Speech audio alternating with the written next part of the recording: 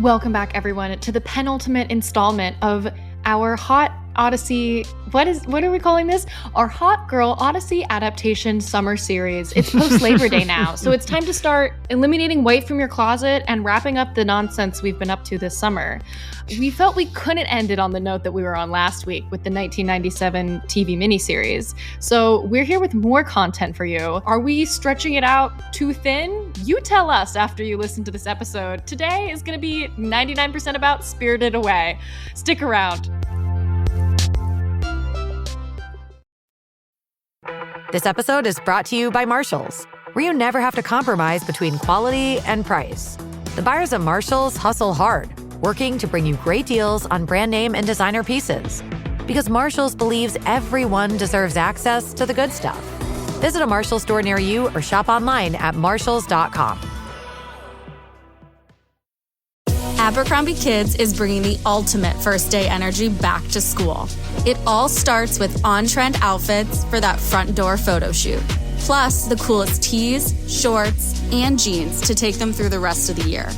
Get them ready for their close-up and keep them comfy too. Make this grade their best one yet. Shop all things back to school, in-store, online, and in the app.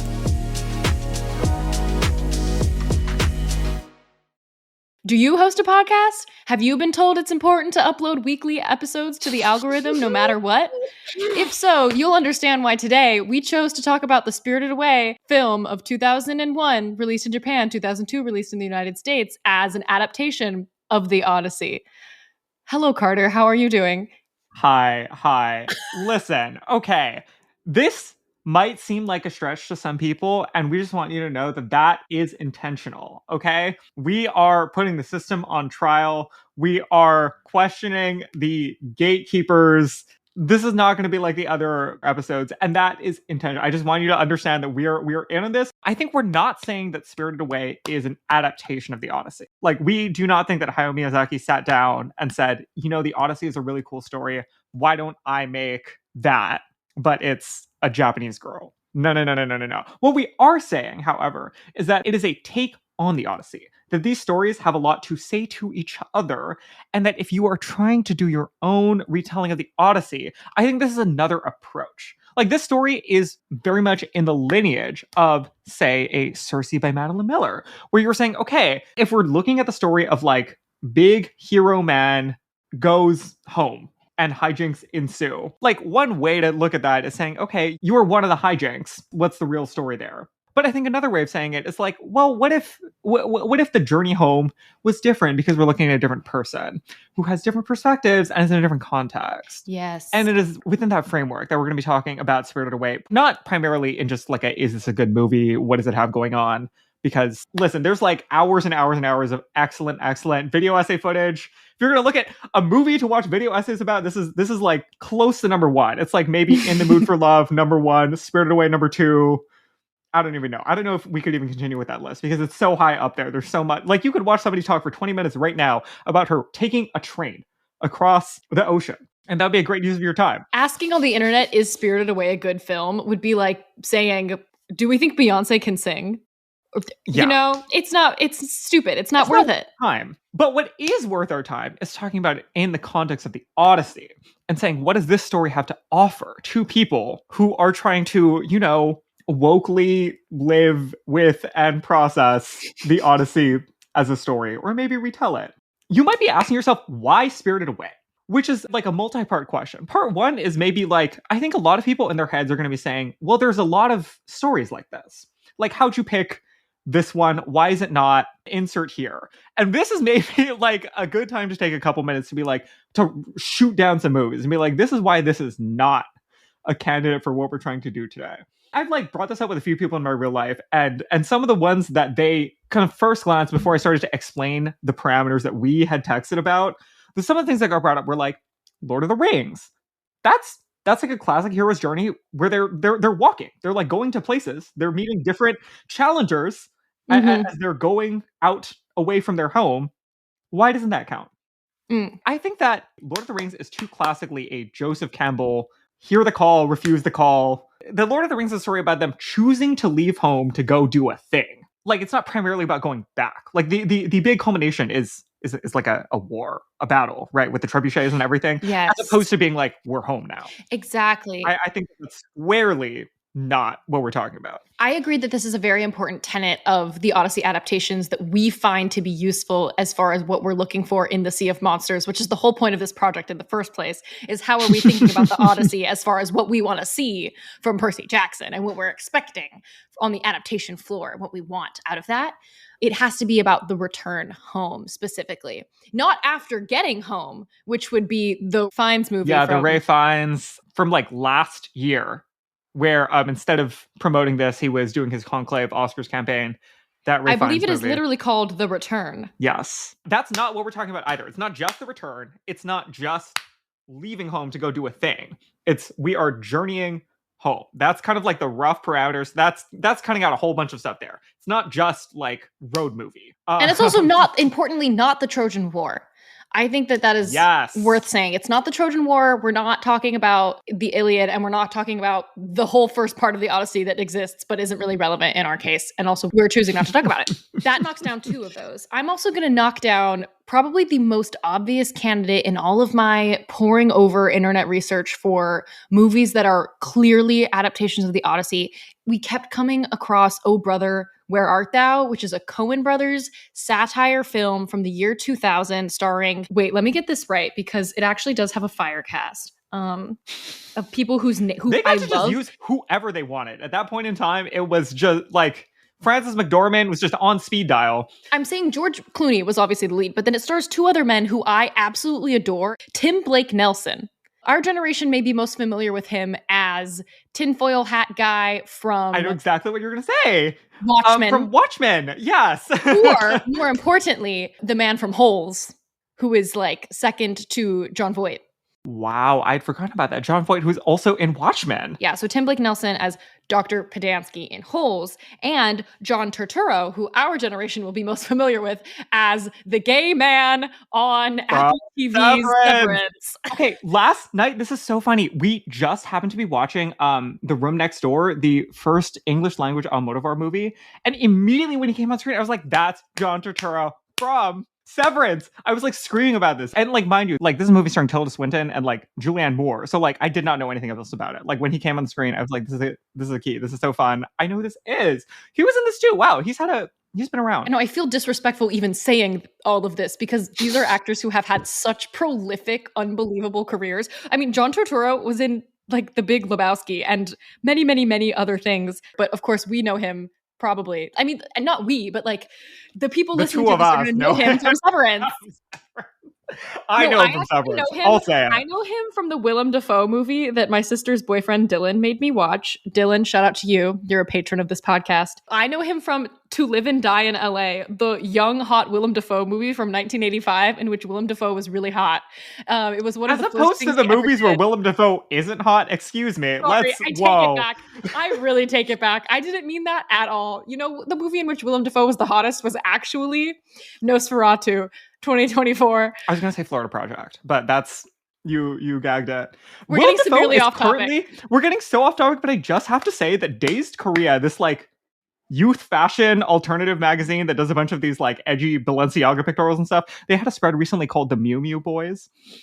And mostly it's like J-pop idols, K-pop idols, you know, like Mark Edelstein from Anora. Like those are mostly who the Mew Mew Boys are. And of course, the final Mew Mew Boy is Willem Dafoe, who is 40 years older than the next youngest person in this photo shoot. He's also immortal, though. No, yeah, he doesn't have age. The freshness. He is a Mew Mew Boy. Like when I said that though, like you weren't like, oh, like old Willem Dafoe with these kids. You were like, no, he's a Mew Mew Boy, spry and fresh. Yeah. Mm-hmm. Anyway, and probably serving very fierce poses. Oh, yeah. Yes. He ate. I was saying that we're not talking about Oh Brother, Where Art Thou today because I don't think it's relevant to what we're doing. It is a clear Odyssey adaptation. George Clooney plays a character named Ulysses. It literally opens with a direct quote from the Odyssey. They're on a journey trying to seek out treasure as opposed to return home necessarily. You know, they have their guest rights violated at all these different various stops. Mm-hmm, but the nature of the tone of it and also, you know, dare we say, the stereotypical racial portrayals that come with a piece of satirical media about Southern America, I just didn't feel it was the kind of thing that we needed to uplift on this podcast. And so we're skipping it. The one thing I will say, having spent my time watching it, that I think is useful looking towards future adaptations is that George Clooney's character is very smarmy and slimy and slippery and tricky and cunning, which was a really nice like mouthwash to experience after the 1997 miniseries version of Odysseus, in which he was just not smarmy at all. Like, I think my favorite gag of the generic man. I think my favorite gag of the Coen Brothers movie was that the first thing that George Clooney does when he gets the opportunity to change out of his prison garb, because they're escaped prisoners, was put obscene amounts of hair gel in his hair and then go to a store to ask for his specific brand of hair gel he wanted, and they didn't have it. And he was like, well, I need my specific brand. So he doesn't buy any. That is what Odysseus should be in any adaptation. Very Odysseus and also very Coen Brothers. Like that, like to a T is like what I would imagine this movie being. Yes. And that's what it was. So it's not that. It's also not Alice in Wonderland. And this one's hard. This is a hard line to draw, I feel, in a lot of ways. You could argue, like, Alice in Wonderland is, like, I think a national mythic in roughly the same way that the Odyssey is. Like, Alice in Wonderland maybe is to the UK as the Odyssey is to Greece. One could say. And she, you know, like, she chases that rabbit and then she has to go home. But I think we're going to argue that it's still not. I think there's magical portals, and I think that fundamentally, like, her, even though their journey ends with her back where she started, I would say it's not a journey home that she's going on, fundamentally. Like, she's just kind of freewheeling, seeing the sights, and she, I feel like, kind of happens to end up home at the end, which is lightly in contrast to the one other story that is a national myth that we also could obviously talk about in this context, which is The Wizard of Oz. The American Odyssey. Yes. I also feel like you could make a case for this, but if we were to try to draw these fine lines, I think it's that Dorothy is maybe too far away from Odysseus as a person. She's just kind of letting stuff happen to her. And I feel like part of the fundamental thing of the Odyssey is that it is his fault that he is doing all of this. Like, he could have been home immediately and could have never left home in the first place, but for his hubris. And I think that that distinction with The Wizard of Oz is crucial, that, like, it's not because of a fatal flaw that she's out doing this. There was, like, a freak accident, and the whole time she's really clear that she just wants to go home. And she's doing what it takes to go home. And that's not quite, I don't know. It's like the Odyssey is a journey home, but it's a journey home that's complicated by your personal, deep problems. Right, which is what makes Alice in Wonderland slightly trickier, because Alice follows that rabbit. She follows that rabbit. Like, she doesn't just, like, end up there. Like, it's because she, like, her whole thing is that she's too curious and too ungrounded. And we're kind of watching her both understand what is good and bad about that through the journey. Which is her fatal flaw. I think it's an edge case. Like, we could, but we're not going to. Because maybe our personal affiliation with Spirited Away slightly ranking only slightly higher than Tim Burton's movie adaptation of Alice in Wonderland, which I also would briefly say that the Tim Burton movie adaptation of Alice in Wonderland pushes it further towards the Odyssey than Lewis Carroll's Alice in Wonderland.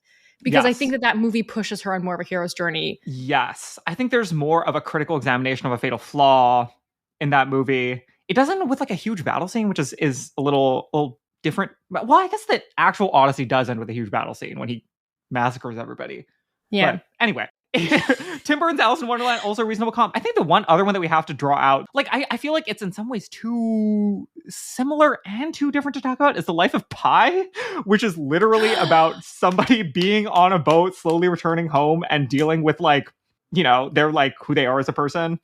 Not even thinking about one of the other greatest films ever made, The Life of Pi movie adaptation. Incredible a movie movie in which by I Ang Lee. literally got seasick watching. I remember I saw this with my father as a child, and I almost threw up when I walked out of that theater, because they were really on a boat that whole time. I genuinely wonder how that movie has moved across time, because it's something that I still think about all the time. It's like a movie going experience, but I don't know if it's on, like, is it on Netflix? Do you, like, I don't. Well, they had a Broadway show. Yes, and it is touring around the country. Like, it is the touring. theater version of The Life of Pi, which I've heard is stunning. They have a lot of puppets. Yeah, that is a really good example. Interesting. I think you really could argue it. Obviously, it's nautical. Obviously, and it has some of the other elements. We're, like, losing the crew as we go along. Yeah, and they are literally on a boat.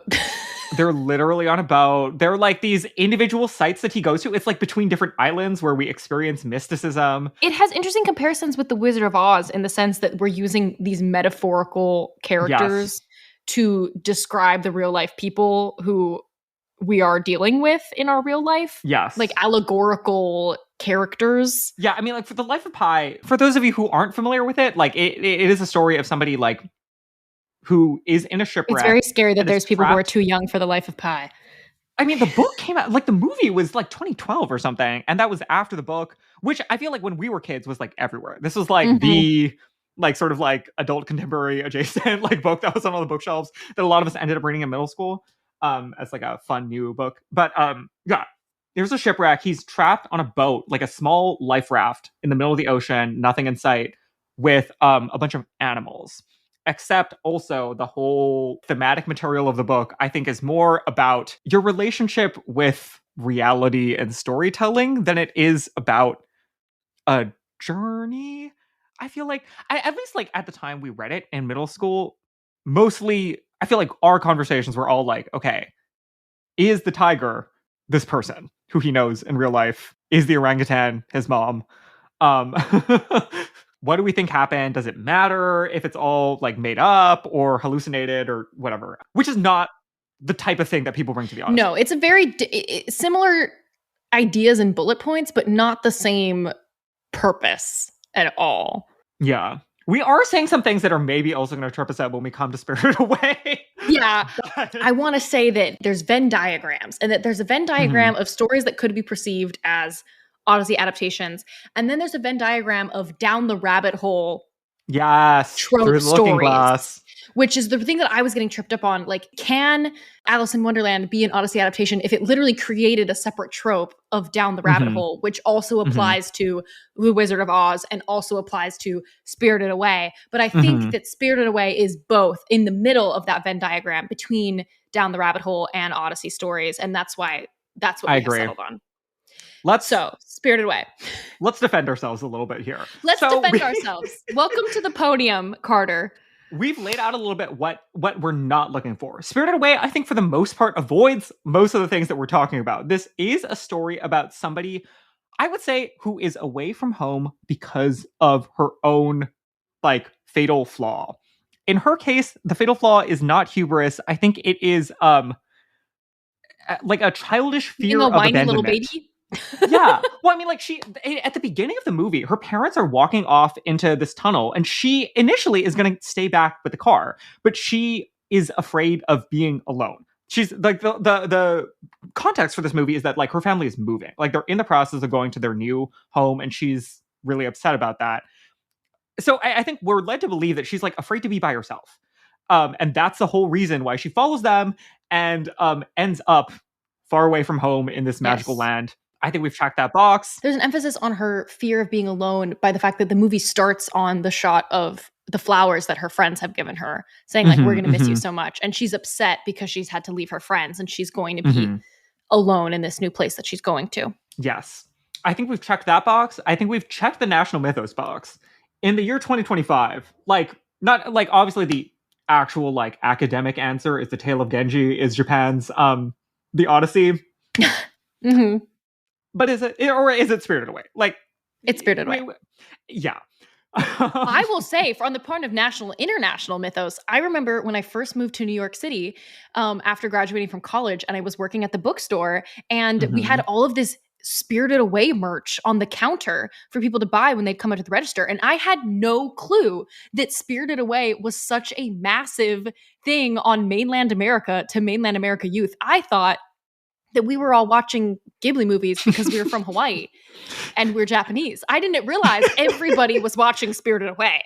And then all of my white coworkers would be like, oh my God, not this notebook with no face on it. I have to buy it. And I was like, whoa, this is really a bigger thing than I thought it was. Yeah. Spirited Away, like, made it to the Oscars. Like, huge international money. John Lasseter, oof, got it put into theaters everywhere and got, like, a super OP voice cast assembled for it. Like, all of the Ghibli America releases had, like, Christian Bale, Tina Fey, Florence Pugh, like, names doing the dubs. I think, like, now, if we're talking, like, stories from Japan that people see around the world and are like, this says something about Japanness and is epic, Spirited Away is really close to the top of that list, in the same way that like The Wizard of Oz is for America, I feel. I would say that The Spirited Away is like if you took the Odyssey and you only took the best part, which is going to Circe's Island and then going to the underworld and coming back. That is basically this movie, because I think you can draw really easy parallels between the bathhouse being like Circe's Island because it's run by this witch who turns people to pigs, who lures people in and then like prevents them from leaving. You know, getting on the train with all of the shades and going to Zenebas can be related to heading into the underworld and then coming back with what's needed back to the bathhouse. Obviously, that's loose, but as far as pitching Spirited Away as the Odyssey adaptation we want to see, I want to see the best part of the Odyssey, which is Circe's Island going to hell and coming back to Circe's Island. I think the other thing, like the other reading you could have on it is that there's like two witches who are giving sort of mirrored ideas of what woman, scary, foreign edge of society would look like in Yubaba and Zeniba, where like Zeniba, you could alternatively say is our analog for Calypso. Like witch who is also scary and also looking out for her own interests and also like super, and in her case is like much more secluded, but is like kind of helpful and hospitable, but also is still like ultimately like a morally ambiguous loner character. And like the underworld parallel is like everywhere. Like most of this movie is like interfacing with spirits. We see on the train all these dead people. There's a lot of that going on. Are there any other like super one-to-one parallels we could say? I feel like it's worth sitting with Kaonashi a little bit and like puzzling out what he's supposed to be. My instinct is to say that he is a hybrid of Scylla and Charybdis. I wasn't even going to say that Carter and I were texting a lot about how we were going to make this episode work because we basically knew we wanted to talk about Spirited Away, and we were like, how can we BS our way into making this possible to put on the main feed? That's a little BTS for you. What I think is that we settled on there. We don't need to do one-to-one comparisons. We just need to look at it. If we're just baseline accepting the base reality here is that we're suspending our disbelief that Spirited Away falls into the category of Odyssey adaptation. What of Spirited Away do we want to see in our Sea of Monsters Odyssey adaptation? Is that Kaonashi, I think, represents this kindness and compassion towards monstrosity and otherness. Yes. And then offering a rehabilitation and a way to re-enter society for those othered monsters. That is something that we want to see in all of our Greek myth adaptations. Yes. I think, you know, there's some gossip circulating about what we're going to see with Polyphemus.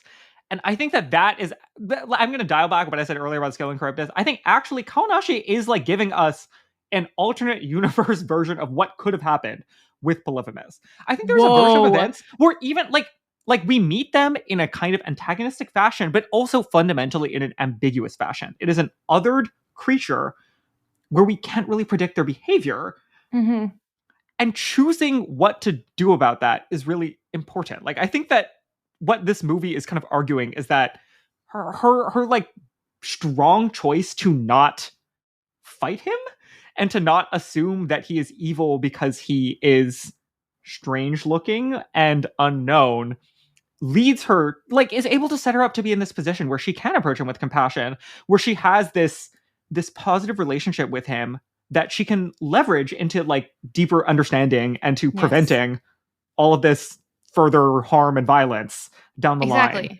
And two things about that. First of all, that's very Percy Jackson, I would say. And second of all, especially later Percy Jackson, post Sea of Monsters, post House of Hades, Percy Jackson. And we can think about Kaonashi as like Tyson. Yeah. But also it's interesting that is how Chihiro comes to interface with Kaonashi, because her fatal flaw is like fear of loneliness, that she sees this like lonely creature outside. And at that point, she is also alone. I mean, like she kind of has Haku and she kind of has Lin, but not really. And so she like kind of like forges this friendship with this creature because it's her fatal flaw that she like really wants company. And that's how she interacts with it, as opposed to the way Odysseus interacts with Polyphemus being, I am better than the gods. I'm going to outsmart this godly monster. Yes. Basically, what I just wanted to say was the compassion for monstrosity and otherness is what I want to see, like paralleled. Like that's what I think makes Spirited Away the kind of Odyssey adaptation that we care about. Yes, I think that's true. I think that, like, especially when we think about Percy Jackson, like, a lot of the innovation that this has is that we're following a protagonist who's fundamentally really different and doesn't have the same scripts and is kind of fish out of water in this world in a way that maybe Odysseus is not. Like, Odysseus is, he's clever, but everything that he's doing is obviously now kind of this big, like, superstructure of, like, what a hero looks like for us. And also, like, I think within the context of the world he's in, he's like a knowledgeable operator. And even if he isn't familiar ahead of time with each monster, he's somebody who understands the social codes that can be exploited and has relationships to leverage to build in with gods and all of this stuff. And I think that if we're thinking about how Percy might go about something like this, or like if we're thinking about other stories of people, you know, like interacting with strangers, trying to find their way home through strange lands, that, like, Odysseus is not that it's not just that he's a bad example in a moral sense, like we would not ethically endorse the things that he does, but he's maybe not an interesting example anymore because of how familiar we are with the story of the Odyssey. That, like, somebody else, like, if you're going to tell a story that's worth telling about this kind of journey, that I feel like you should pick somebody else fundamentally, foundationally, to go on that story who has a different fatal flaw and a different perspective on things. Right. Which I think Percy definitely qualifies for. Absolutely. Percy is not Odysseus. If anything, Annabeth is Odysseus, and even not quite, because she is all of, like, as much as she does have hubris, and that's supposed to be what we learn in the siren scene, she has a fear of abandonment. She had, like, I don't know if you could argue that hubris, like, ties directly in, like, is caused by being abandoned as a child, and say that it's one and the same. But I honestly wouldn't be surprised if, you know how we've been getting hints that the siren scene is going to be different from the siren scene in the books. What if they change Annabeth's fatal flaw and they say it is not actually hubris? It is not actually that Annabeth is a one-to-one to Odysseus, and they say actually it's something else. It is like the need to prove herself above all else to her mother, like the need for acceptance, which is very different from hubris. And much more, but also something you could totally argue. That could be interesting. Yeah, I see that vision. Just off of what you're saying about how we don't need to see Odysseus go through the Odyssey. We want to see somebody else go through the Odyssey. Yes. At the risk of being really reductive and essentialist, I think that we have seen also a lot of men go through this story and have very aged and gendered reasons for running into problems and for struggling with what home means for them. Like, Odysseus is somebody who has a need for glory and a weird relationship to his wife, where he both idolizes her in the way you would somebody who is like the dead wife at the beginning of the movie, but also doesn't fundamentally respect her enough to try to hurry back or to avoid getting into affairs. And I think that these are things that are not, you know, obviously there is not a one-to-one with Odysseus being like a man king, old man general that makes him like this. But there's perhaps a correlation. And that a lot of these types of dynamics, like that there are other reasons you might imagine somebody taking diversions in their quest, like Chihiro does in Spirited Away. Like, the whole time isn't her single-mindedly being like, I need to just get my parents who are pigs and then go home. Like, it, in much the same way it is for Odysseus. She also goes on these side quests, develops these other loyalties, needs to accomplish intermediary goals. But I think that her path to those things is offering us something different, and that her, like, relationship with Haku, which could be read as like a, I don't know, like a disloyalty to her parents, a lack of commitment to her core family goal. I think it is offering us something else, and we're like allowed to see this kind of, like, I don't know. I feel like we can read it more as like a coming of age, a capaciousness of spirit, a like moral code that she's following. Like, when she goes off to help him to Zeniba's place, she is basically saying, like, some combination of, like, this is a relationship that's also important to me that I'm going to honor, and also, like, I owe him, that this is like the right thing to do to pay him back because I would have been dead if it wasn't for him. And that, like, that, I don't know, the story of that I think is very different from the story of being on Calypso's island or being with Circe for a season because you feel like it. I agree with all that. I'm also like really now spiraling out about the fact that I don't think Annabeth's fatal flaw is hubris at all, and I can't stop thinking about it. Like, it's not hubris. Where in any of the books is there example of that? Just because she's smart doesn't mean that her fatal flaw is thinking she's smarter than everyone else around her. I think her fatal flaw is stopping at nothing to prove because she's desperate for that approval.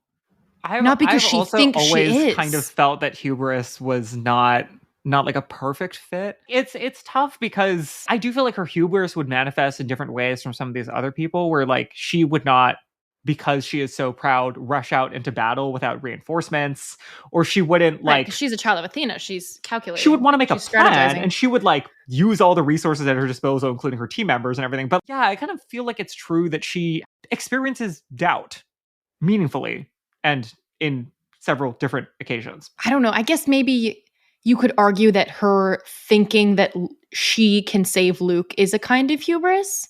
Yeah. Or it's a kind of desperate loyalty similar to what Percy has. But I don't know. I think there is something to her believing that she can fix it, as opposed to believing that she has an obligation to try. That is...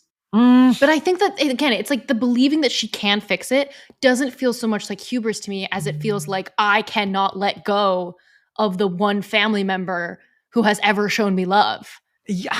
Weigh in. Chat, I need you to weigh in. I think that approval is a better fit, especially like when we go off into, say, like Mark of Athena. Like, that's not really something... I don't know. I guess it's like a quest that everyone else has found impossible, so it does take a lot of pride to do it. It's less about believing that she can do something and believing that she has to do something. Yes, because she has been forced she needs to prove herself. She needs to prove... I would like to cite the lyrics of the most accurate Percy Jackson adaptation ever made, My Grand Plan, the Lightning Thief musical. My grand plan is that I will be remembered.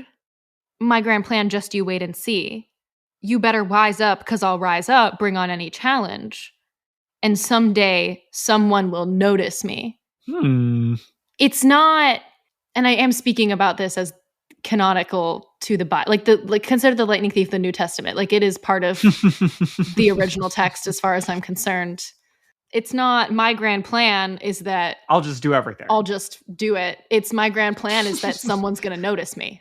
That's the end of the sentence, you know? But it is also true that the like classical mythological examples of hubris are also not divorced from external approval. Like, Odysseus is somebody who believes that he can do anything, but he also, like, what actually gets him killed is not believing he can do anything and then choosing to be smart about what he does so that he can accomplish very constrained goals of being with his family and acquiring capital. Like, it's not just hubris. Like, he's like hubristic, but also like paired with a need for people to understand that he's really great. Yeah, I don't know how intertwined or how extricable they are from each other. I would like to hear from other people on this topic that we have arrived at while discussing Spirited Away. What do you think Annabeth's fatal flaw is? And can we separate hubris from the need for approval, or does the need for approval lead to hubris? Or vice versa?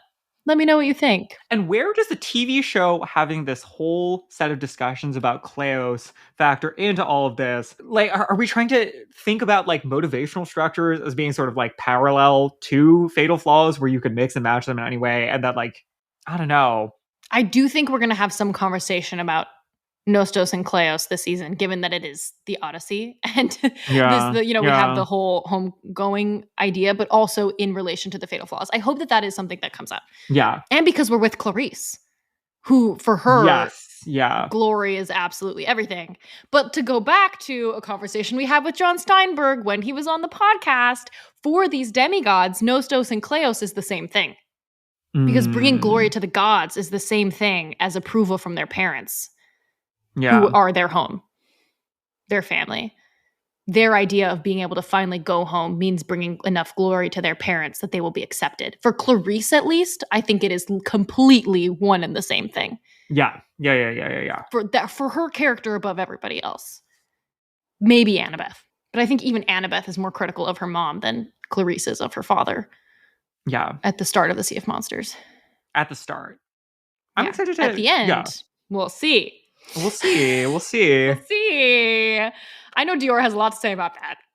And that journey of Clarice needing to look for help and approval in other places. Wow. I had one last thing to say about Spirited Away. Should we loop back there?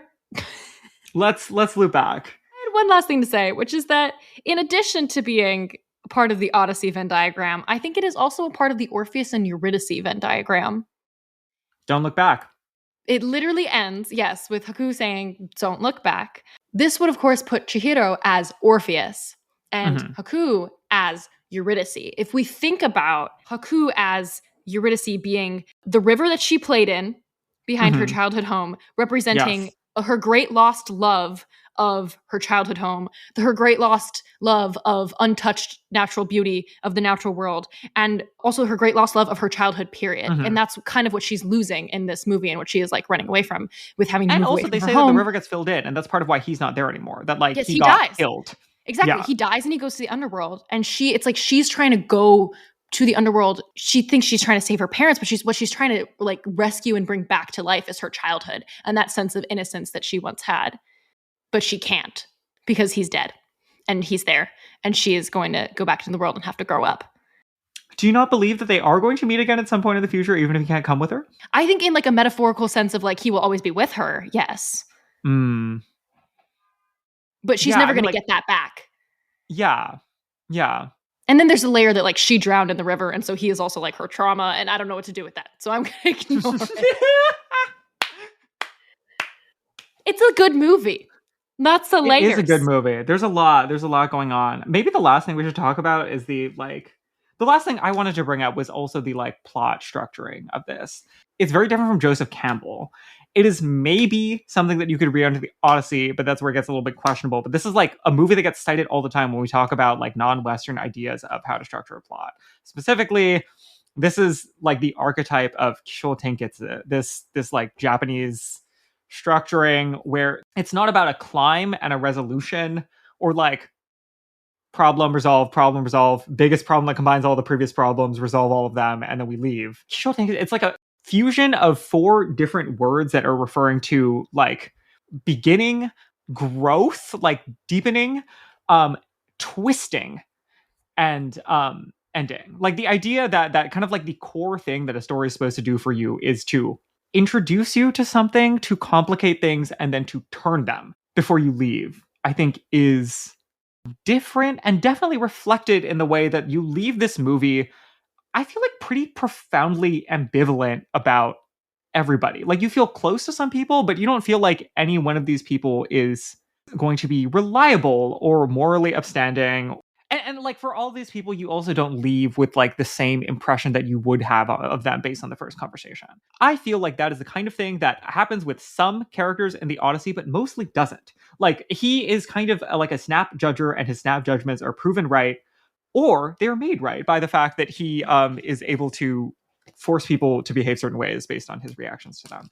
I feel like this is the kind of thing that there's always going to be a certain linearity, and I think a Joseph Campbell-ness to a story like Percy Jackson. But I think that there are aspects of these ideas that can be ported over, as far as a resolution sometimes being replaced by a twist. Yeah, absolutely. Snaps. I think we justified this decision for this week. It's also nautical. I think you could say like vibes. Are the vibes right as far as the Odyssey? Yeah. Are we on an island? Are we looking at the sea? Oceanic, wandering, mystical. Are we looking at the sea? Divinity. Mysterious boundaries between the fantastical and the real. Spirits. Yeah. Yeah. And that's that on that. So we are going to spend one more week in the Odyssey adaptation, and then we're going to replay for you our interview with Marco Shiro. And then The Court of the Dead comes out, and we're going to read The Court of the Dead. And we don't know yet how we're going to break it up because we don't have the book. So that decision will be coming. Next week, Odyssey adaptation. Week after that, Marco Shiro replay. Week after that, I might just talk about the book tour event because we won't have had time to read through the book and figure out how to structure it yet, because I'm going to go to the book tour event in New Jersey if all goes well. And then we'll start reading The Court of the Dead after that. For next week, we are going to pitch, having now spent the summer reading and watching adaptations of the Odyssey and talking about what we want to see, we're going to pitch some stories for the holes we feel exist in the canon of woke Odyssey adaptations. We're talking woke Polyphemus. Right now in my notes, all I have is he is gay. We're workshopping it though. We're gonna get something stunning. We're workshopping it. All gay men are really great. Every single one. They're never mean, just Asim. That's a crazy ex-girlfriend quote. Everybody look up Let's Generalize About Men. I'll link it. If you're listening on Spotify, I'll put it in the shortcuts. But you might be thinking, what about the woke sirens? What about the woke lotus eaters? Stay tuned. What about the Scylla and Charybdis forbidden sapphic romance we've been talking about for years? Stay tuned. And we'll see you guys next week. Bye, y'all.